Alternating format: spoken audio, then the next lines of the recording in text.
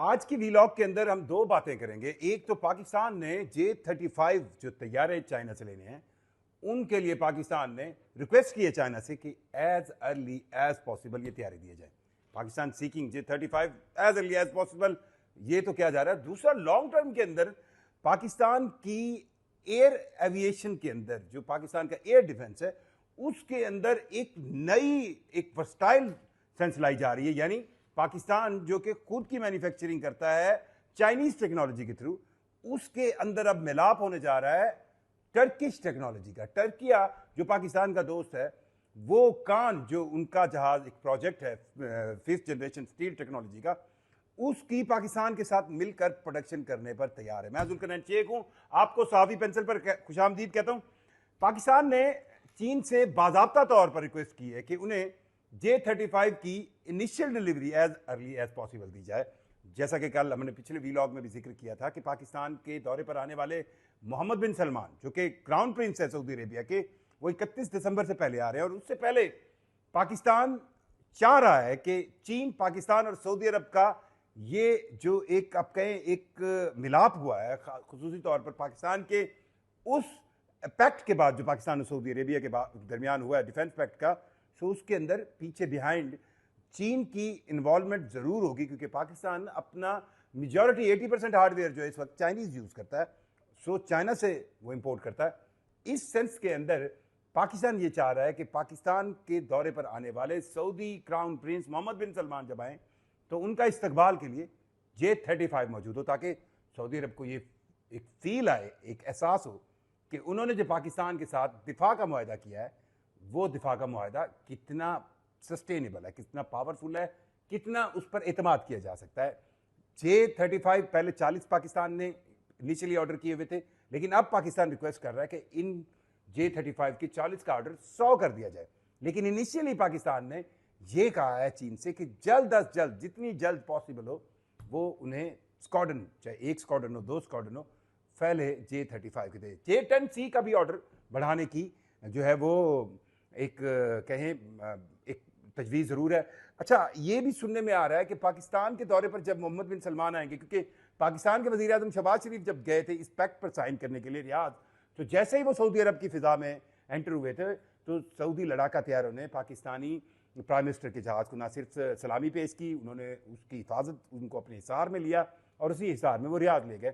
अब यही vice versa Pakistan की तरफ से आएगा, और पाकिस्तान ये कोशिश कर रहा है कि सऊदी क्राउन प्रिंस जब आए तो उनको एक वालेहाना एक उनका इस्तकबाल किया जाए। और इस वालेहाना इस्तकबाल में अगर J-10C के साथ J-35 भी हों तो इसका मज़ा दुबारा हो जाएगा। ये तो एक J-35 की इनिशियल जो आज की एक अपडेट है वो मैं आपको दे रहा था। और दूसरी तरफ इतलात ये है कि जब पिछले दिनों अक़वाम मुत्तहिदा की साइडलाइन मुलाकातों के अंदर सदर डोनाल्ड ट्रंप, यूएस प्रेसिडेंट सदर डोनाल्ड ट्रंप से तुर्किया के सदर तैयब एर्दोगान मिले थे, तो उस वक्त ये बात ऑफिशियली व्हाइट हाउस की तरफ से कही गई थी कि उनसे बात हुई F-16 समेत F-35 की, उसके अंदर तुर्किया को शामिल किया जाए। तुर्किया जो है वो F-35 प्रोग्राम से उसको अलग कर दिया गया था, क्योंकि 2019 के अंदर तुर्किया जो कि एक बड़ा स्ट्रॉन्ग नेटो अलाया है, उन्होंने S-400 रूसी दिफाई निज़ाम खरीदा था, जिसके बदले में उस वक्त ये फैसला किया गया था कि F-35 प्रोजेक्ट से तुर्किया को अलहदा किया जाए। लेकिन अब उन्हें यह ऑफर दी गई है कि वो उसमें आ जाए। लेकिन तुर्किया कुछ और चाह रहा है। तुर्किया ये चाह रहा है कि वो कुछ F-35 जरूर खरीदे ताकि वो उन ममालिक में शामिल हो जाए जिनके पास 5th जनरेशन टेक्नोलॉजी के तैयार है। लेकिन साथ साथ तुर्किया अपने उस स्टील टेक्नोलॉजी के प्रोजेक्ट कान, उसकी इन्हांसमेंट चाह रहा है। और उस इन्हांसमेंट में तुर्किया ये चाह रहा है कि कान के अंदर यूज होने वाला जेट इंजन जो है वो अमेरिकन ना हो, क्योंकि अमेरिका की तरफ से ये मसाइल आपको इवन तेजस में भी नजर आए हैं। तेजस के अंदर क्योंकि अमेरिकी इंजन यूज होता है तो उसकी प्रोडक्शन के भी मसाइल पैदा हुए थे। अमेरिका से अगर आप उनका इंजन यूज़ कर रहे हैं, उनकी चीज़ें यूज़ कर रहे हैं, तो आपको उसके हसूल में बहुत मुश्किलात होती हैं। और बाद में फिर क्या होता है कि जो भी यूनिट्स आपने तैयार करने होते हैं उनके अंदर उनकी प्रोडक्शन मैन्युफैक्चरिंग में डिले आता है। सो कान की प्रोडक्शन के हवाले से तुर्किया ये चाह रहा है कि उसका इंजन या टर्किश हो या फिर चाइनीज इंजन यूज़ किया जाए। और इस सेंस में पाकिस्तान एक नई टेक्नोलॉजिकल आप कहें एडवांसमेंट की तरफ जा रहे हैं। पाकिस्तान आप एरोनॉटिकल साइंस को अगर समझे तो जहाज जो हैं, अगर आप देखें एयर फोर्सेस का आप इब्तिदा देखें तो दुनिया के अंदर दो तरह के, किसी भी मुल्क के पास एयरफोर्सेस या वो अमेरिकन टेक्नोलॉजी पे थे, अमेरिकन ब्रिटिश, या फिर वो रशियन पे थे। पाकिस्तान का स्टार्ट अमेरिकन ब्रिटिश सेंस में रहा, लेकिन 65 की वॉर के बाद अमेरिका की तरफ से लगाई गई पाबंदियों के बाद पाकिस्तान को यह ख्याल आया कि अमेरिका तो किसी वक्त भी हाथ खींच सकता है, और इंडिया के पास जो है उस वक्त की सोवियत यूनियन और आज की रूस का पूरी टेक्नोलॉजिकल सपोर्ट है। तो उस बिना पर पाकिस्तान ने अपनी एयरफोर्स की टेक्नोलॉजी को डाइवर्ट किया था चीन की तरफ, और इस वक्त पाकिस्तान के अंदर JF-17 थंडर ब्लॉक 3 समेत बहुत सी जो एविएशन की मिसाइल मैन्युफैक्चरिंग है, या उन टेक्नोलॉजीज JF-17 थंडर ब्लॉक 3 या JF-17 थंडर की जो मैन्युफैक्चरिंग है, वो टेक्नोलॉजी सारी चाइनीज बेस्ड है।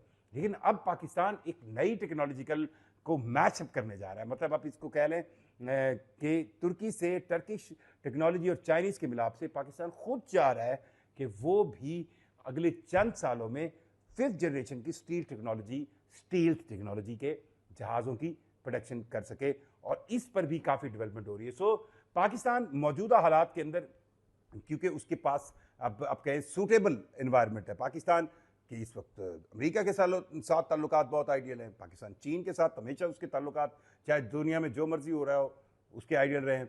रूस के साथ भी उनके स्ट्रैटेजिक पाकिस्तान के ताल्लुकात हैं। सो इन लम्हात में पाकिस्तान ये चाह रहा है कि वो जल्द अज जल्द इस 5th जनरेशन स्टील टेक्नोलॉजी का असूल अपने लिए मुमकिन बनाए। अपनी राय से हमें ज़रूर आगाह कीजिएगा। मुझे जुल्फ़िकार शेख को इजाज़त दीजिए। अल्लाह हाफ़िज़।